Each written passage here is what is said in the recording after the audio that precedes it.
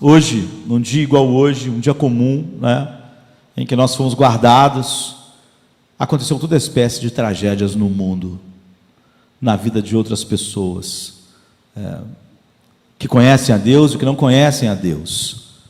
Pessoas morreram de todas as formas possíveis que a morte tem, todas as maneiras sutis e mais chocantes de ceifar as vidas no mundo. Tragédias, doenças, discórdias, assassinatos, crianças ficaram órfãs. Hoje, crianças foram levadas para orfanatos, pessoas sofreram todo tipo de violência, acidentes de automóvel, acidentes com a intempérie da natureza. Esse mundo, desde que Deus disse a Adão, a terra é maldita por tua causa, é um mundo de calamidades, de tragédias. Mas eu quero falar hoje sobre uma espécie de tragédia, porque as tragédias, elas se espalham de maneira diferente, atingem homens de maneira diferente. Muitas pessoas hoje receberam a notícia de que tem uma doença mortal. Outras pessoas, essa doença mortal começou a se desenvolver hoje, elas nem sabem. Mas há uma tragédia que é pior do que todas as outras tragédias, mesmo que elas fossem somadas. Eu diria que é a tragédia das tragédias. E ela não pode acontecer com todos os seres humanos, mas apenas com um grupo específico de seres humanos. A pior de todas as tragédias, não é? Então, as palavras que fluem da boca de Jesus no nosso texto hoje, elas são maravilhosas, mas elas são chocantes e trágicas. E elas falam sobre um grupo de pessoas que podem ser o alvo da pior de todas as tragédias. A tragédia que não pode acontecer com todos os homens. Então aqui, em Mateus 7, de 21 a 27, ele diz assim: nem todo aquele que me diz Senhor, Senhor, entrará no reino dos céus, mas apenas aquele que faz a vontade do meu Pai que está nos céus. Muitos me dirão naquele dia: Senhor, Senhor, nós profetizamos em teu nome, em teu nome nós não expulsamos demônio e não realizamos muitos milagres. Então eu lhes direi claramente: nunca os conheci, afastem-se de mim, vocês que praticam a iniquidade. Portanto, quem ouve estas minhas palavras e as pratica é como um homem prudente que construiu a sua casa sobre a rocha. Caiu a chuva, transbordaram os rios, sopraram os ventos e deram contra aquela casa, e ela não caiu, porque tinha seus alicerces na rocha. Mas quem ouve essas minhas palavras e não as pratica é como um insensato que construiu a sua casa sobre a areia. Caiu a chuva, transbordaram os rios, sopraram os ventos e deram contra aquela casa, e ela caiu, e foi grande a sua queda. Talvez esse seja o texto mais trágico da Bíblia. Ele descreve a maior tragédia que um ser humano pode experimentar. Deus está dizendo que muitas pessoas, haverá muitas pessoas, não poucas, que estarão prestes em suas mentes a serem aceitas e entrarem no céu só para descobrirem que o lugar delas é no inferno. Elas vão descobrir que elas tinham a pior de todas as ilusões. Ter ilusão é terrível, não é? Há na vida muitas espécies de ilusão. A pessoa que está sobre uma ilusão sempre vai se decepcionar quando cai em si, quando a realidade chegar.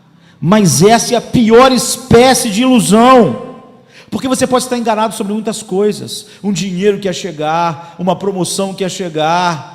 Você podia estar na ilusão de que você tinha muitos anos de vida e agora descobre que tem poucos. Você pode ter a ilusão de que alguém é um grande amigo seu e aquela pessoa te trair. As ilusões são terríveis, mas essa é a pior, porque ela diz respeito à eternidade. Ela não diz respeito a algo que acontece no tempo, na nossa curta vida. Ela fala sobre a salvação eterna ou a perdição eterna. Então é a pior ilusão, é aquela pessoa que está convicta de que está salva e ela está perdida. Então, nós somos cheios de perguntas, às vezes, de pessoas assim, né? Se grupo tal é cristão de verdade ou não, não é? As pessoas gostam de fazer essas perguntas a nós. Os católicos são cristãos? O problema é que esse texto, ele, em vez de abrir, ele aperta mais as coisas, não é? A pergunta não é essa. A pergunta é: os protestantes, a maior parte deles são cristãos de verdade? E os evangélicos? A maior parte deles é cristã de verdade? Ser evangélico é ser necessariamente um cristão autêntico? Mas a questão mais importante do que essas coletivas é: você, eu, somos cristãos de verdade? Pode ser que a maioria esteja completamente iludida, pode ser não, é o que o texto diz, é o que Cristo diz, Ele que é o Salvador da igreja, Ele que resgata a igreja, não é? A verdade é que as pessoas assim não estão sozinhas. Eu estou completamente convencido pela palavra de Deus que há muitos lugares que se chamam igrejas evangélicas que não são, que há muitos homens à frente de grupos que se dizem pastores e que não são, há muitas congregações que dizem ser cristãs, mas que não são de forma nenhuma, mas estão ali com aquele título que ostentam orgulhosamente. É por isso que essa tragédia é só para um grupo de pessoas. A pior tragédia que pode acontecer a um ser humano não pode acontecer a um homem ímpio, só pode acontecer a homens e mulheres que acham que servem a Deus, que acham que estão debaixo da capa da justiça de Cristo, que acham que porque dizem Senhor, Senhor, vão entrar no reino de Deus. É sobre isso que Jesus está falando. E para essas pessoas, se nós olharmos o versículo 13 e 14, do mesmo texto, Jesus tinha dito um pouco antes: porque estreita é a porta, e apertado é o caminho que conduz à salvação, e larga é a porta, né, que conduz à perdição. Ele diz: como é estreita a porta e apertado o caminho que leva à vida, são poucos as que a encontram.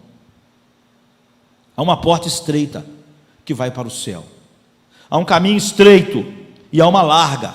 As pessoas, deturpando o que Jesus ensina no seu texto, né, ensina aqui na sua palavra, dizem que é assim: há uma porta larga que é o mundo, e uma porta estreita que é o evangelho. Não é isso que ele está ensinando.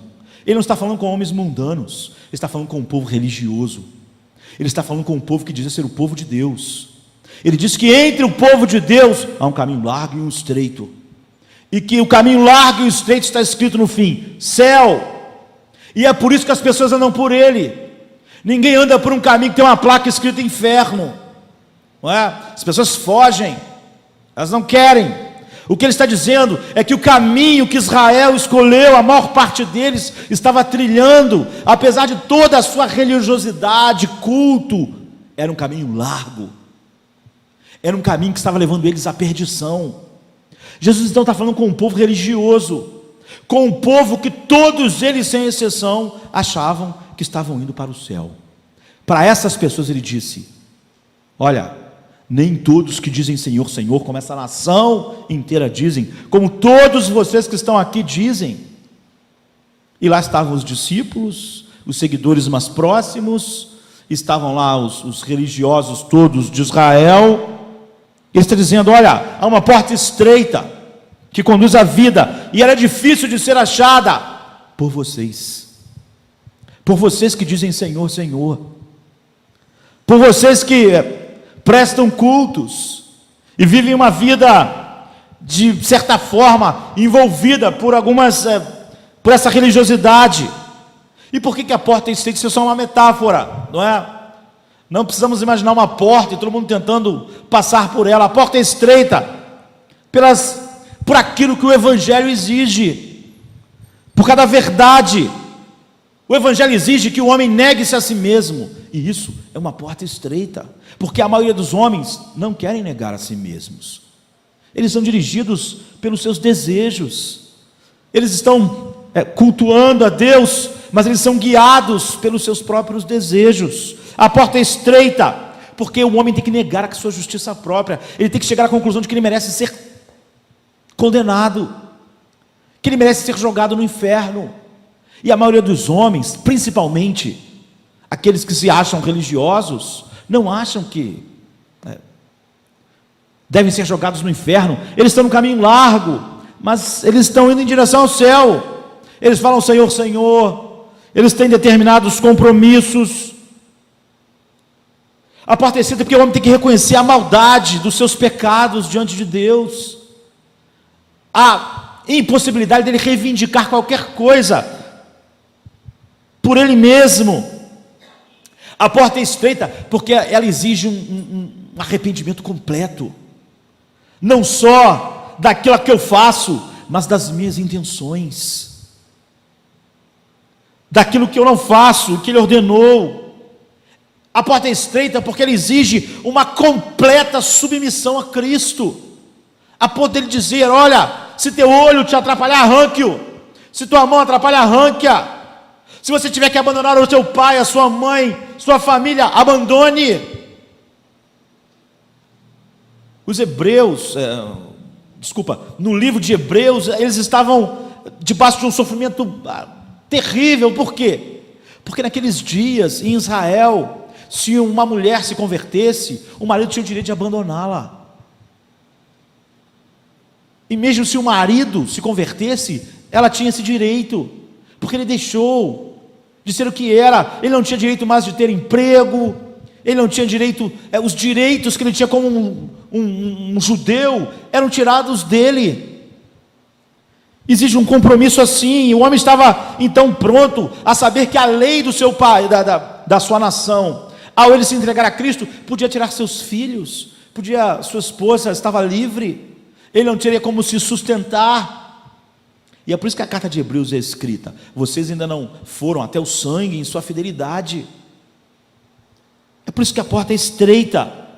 Nós temos um compromisso de nos submeter a Cristo, obedecer a Cristo, viver para Cristo, tirar da nossa relação com Ele todo o prazer e alegria, sofrer tudo que for necessário. A porta é estreita por causa daquilo que nós estávamos falando antes. As pessoas dizem: olha, essa coisa de pregar a verdade afasta as pessoas. É por isso, é estreita a porta, porque não é fácil o ser humano ouvir a verdade a respeito dele mesmo e não ficar ofendido. Ele se ofende. Foi por isso que as pessoas se escandalizaram com Cristo. Aquela nação de religiosos se ofendeu. É por isso que a porta é estreita. É isso que a metáfora quer dizer. A maioria dos homens não podem encontrar a porta. Todos esses sentimentos se voltam contra ele andar por esse caminho. Então é difícil andar por um caminho estreito por causa do amor a nós mesmos. Nós amamos a nós acima de tudo. Nós queremos evitar tudo que gera desprazer, dor e sofrimento. Nós queremos obedecer a Deus contanto que nós nos sintamos atendidos nos nossos próprios desejos e planos. E como nós endeusamos a nós mesmos, fazemos de nós deuses, nós não podemos amá-lo como somos chamados. E o pecador ama o pecado. O que as pessoas chamam de sermão duro é qualquer sermão que condene o pecado. Eles acham muito duro. Por quê? Porque é como se você estivesse batendo no filho deles, filhos amados, batendo em seus amigos, batendo em quem lhe dá prazer. Quando você ataca o pecado, ele se sente ofendido. É como se você estivesse enfiando a mão, o dedo no olho dele, em algo que é precioso. E é por isso que o verdadeiro caminho para o céu é difícil de encontrar, porque ele é um caminho longe da multidão. A multidão não se sente bem em nenhuma dessas situações. É um caminho estreito. Você vem para ele nu, sem trazer nada. Não há nada que você traga que possa agradar a Deus. E não há nada que você não tenha que deixar. E você tem que passar por ele sozinho. Você não passa com o papai, com a mamãe, com os amigos, com as pessoas da sua idade, com o seu grupo. Você tem que ir sozinho. E você tem que ir de maneira penitente, com verdadeiro arrependimento. Tudo isso é contrário à nossa natureza. É contrário a tudo que a gente é em Adão. Então Jesus está dizendo para aquelas pessoas: a religiosidade de vocês, o culto de vocês não basta.